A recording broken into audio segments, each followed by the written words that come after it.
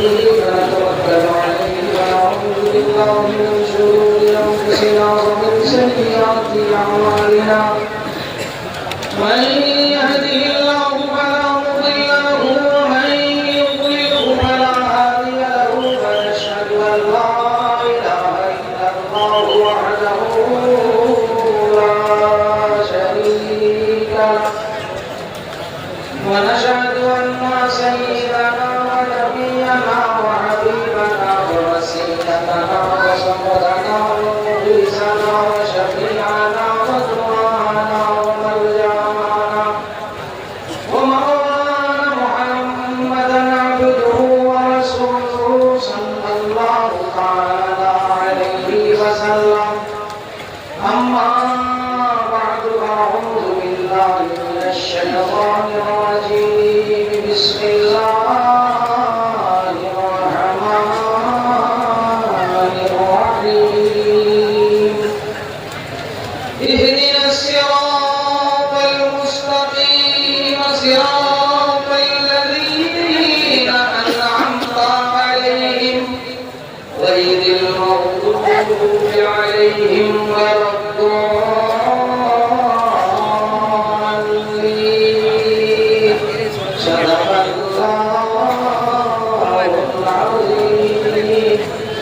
وقال تعالى في شأن نبينا مؤمن ضامر إن الله وملائكته يصلون على النبي يا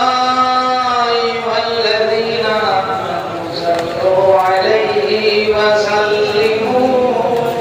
تسليما بسم الله والحمد لله والسلام عليك يا رسول الله بسم الله والحمد لله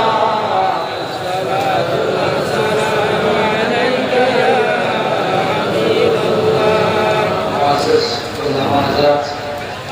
আশিরানে আউলিয়া আমরা যত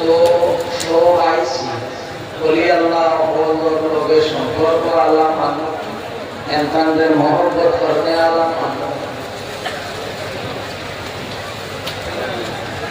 ইমাম যাইনুল আবেদিন রাদিয়াল্লাহু তাআলা আনহুরে জিজ্ঞাসা করা হয়েছিল যাইনুল আবেদিন